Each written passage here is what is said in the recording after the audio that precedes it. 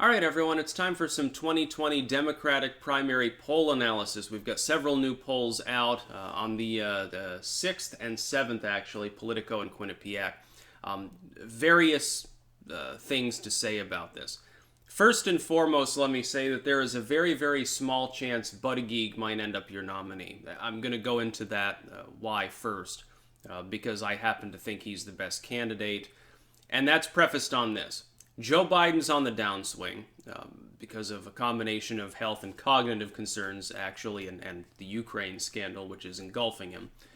Elizabeth Warren just got caught out in several major lies. We have to wait and see what that does, but I think it might stymie her growth as a candidate. She's the one on the upswing right now, by the way. That could stop her. Bernie Sanders had a heart attack and is now talking about slowing his campaign down. Kamala Harris peaked months ago and has been continuously in decline. That leaves only one person who's within the realm of viability, unless you assume that one of the second-tier candidates, a Yang, a Booker, a Beto, people who by and large have not performed that well in debates, has a big fourth debate moment, manages to crack 5, and then builds upon a coalition. I don't think that that's likely to happen. All of their various gimmicks have failed. Beto O'Rourke skateboarding, getting a haircut, making shitty-looking hamburgers doesn't work.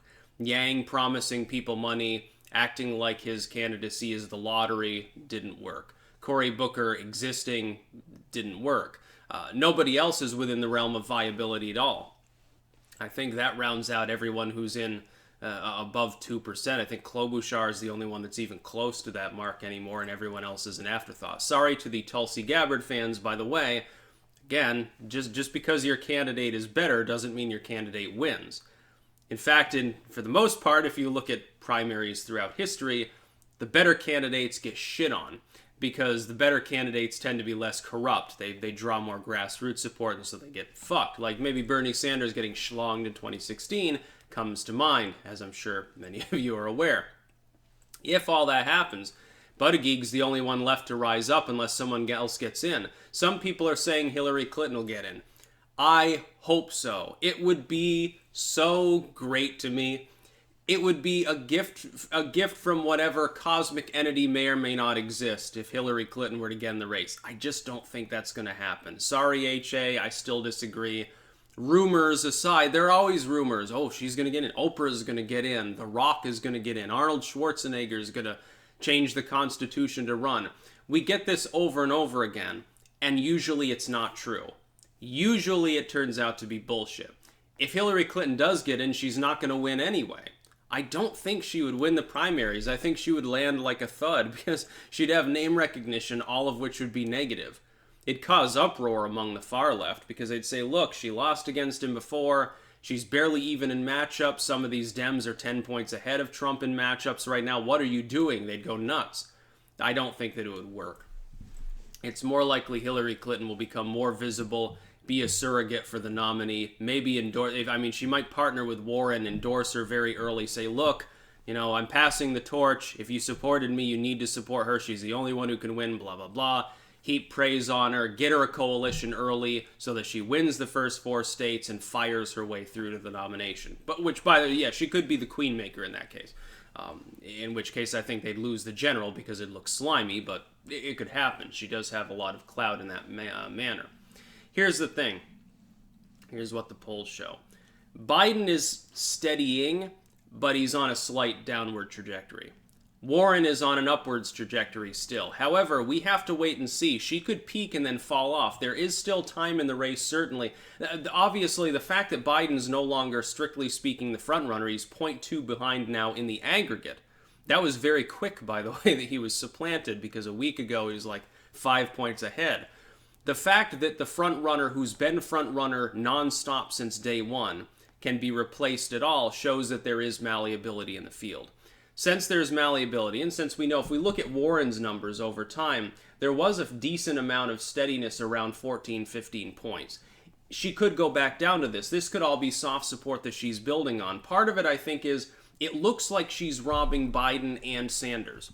That's because the illusion of inevitability for Biden has been broken, and Sanders is an old, befuddled man with health issues. What we need to watch now is this.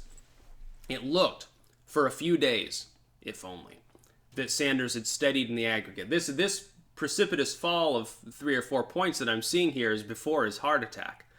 Do you think that having a heart attack when you're 78 and slowing your campaign down increases or decreases your support? It decreases it. He's out. Bernie Sanders has been knocked out by health issues. He should drop out of the race today. He won't. There's no reason for him to. He'll stay in through Super Tuesday, probably. He'll rack up some delegates because he'll continue in the double digits in a lot of states. He'll certainly have a shot even at winning New Hampshire. I mean, after having a heart attack, less so. If he loses New Hampshire, he should drop out same day, even if he's stubborn and probably won't. He's looking forward to a brokered convention where he has some delegates and he can use them for political reasons. He can get together with other leftists and he can say, look, I'll give you my delegates and my endorsement, but I want you to take this person on as VP.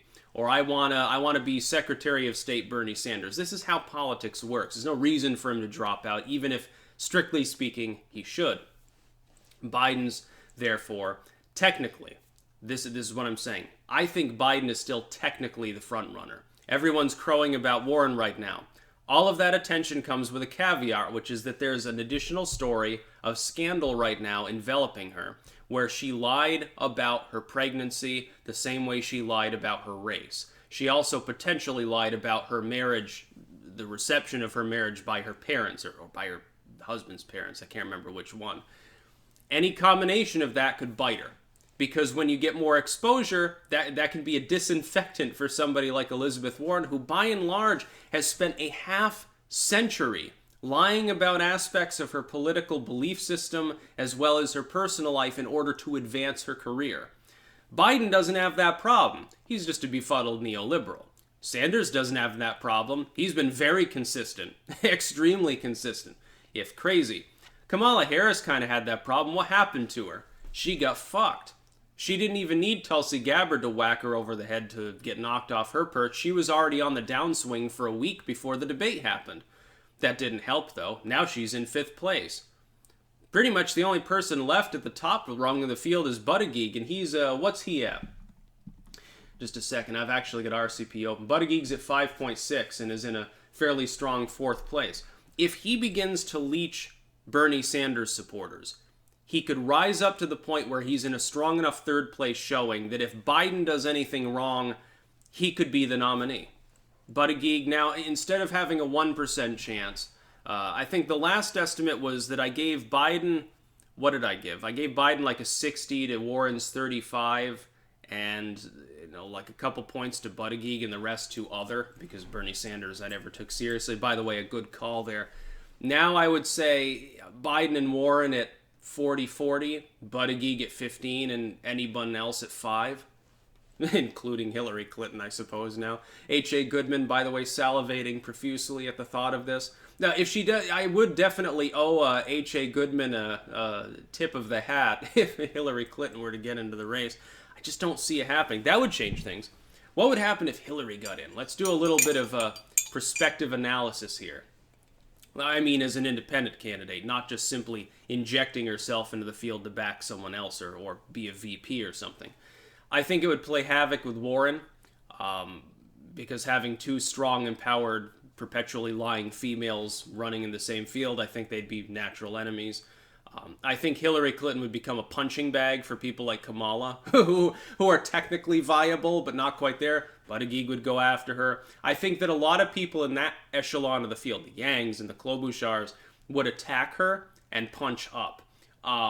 Because there'd be no reason not to. Because the top of the field would certainly be going after, like, we've got a packed field, we're trying to beat Trump, you already lost, you've proven you can't beat him, why are you in the race, essentially? It wouldn't work. She'd get completely shit on. I think she would enter the field in roughly a strong 3rd place and peak fairly early and falter off. It would behoove her to wait till after the debates are over, since she can't debate her way out of a paper bag. The only reason that she won in 2016 is because the only opponent with any name recognition refused to attack her. But this field has a bunch of people in it that don't give a fuck, especially Tulsi Gabbard. Oh, you can imagine she'd go after Clinton's record on Libya. That would be a funny one. And that would give Hillary Clinton the more Russia card to play, because everyone thinks Tulsi Gabbard's a Russian agent for being reluctant to start impeachment proceedings right away for no reason. It's a very interesting field. So we've got to keep an eye on this, because right now Bernie Sanders is on a deep downswing. I expect that it'll continue in the next aggregated period over the next couple of weeks. Warren, though, she's risen sharply enough so it looks a little bit like what happened with Kamala Harris. And pride comes before the fall, I suppose, with regards to politics, but it's been a long enough period. It's not clear. We have to see whether she's peaking or whether she maintains that trajectory. I don't think that's particularly likely. I think at this point, if Bernie Sanders drops off the face of the earth, a lot of those people might back Biden just ironically just to stop Warren. This could be a referendum on Elizabeth Warren being a long-term liar style race where Joe Biden becomes the nominee specifically because there's nothing else to do. Or it could be, again, Buttigieg could rise up. He's got that capability, and he has the talent. If he capitalizes on this at the next debate, I think that he can break into the double digits. If he manages to break 10, that's sort of the point that he needs to get to. That gives him enough viability to stay in the race, win delegates, potentially pick off an early state, and do a good job and sweep people aside. But it'll be difficult. It's an uphill battle. It's still a long shot. Best odds at this time, looking at the polls, being a realist, Biden and Warren. Of course, Biden could have a Bernie Sanders moment, have a massive coronary tomorrow. So again, when you've got when your three front runners are all in their 70s and two of them are approaching their 80s, that injects a little bit of uncertainty in the race that isn't present if you know the candidates are all younger, if they're all Kamala Harris's age or even Trump's age. Trump running before 69. Okay, you know, he's getting older there, but he's not elderly. You've got two literally geriatric front runners within the Dem field. One just had a heart attack. That's going to cause havoc within the field. There's nothing else to be done for it. There's no other way to analyze it other than that injects a lot of uncertainty for at least the next couple of weeks. That's about all. Peace out.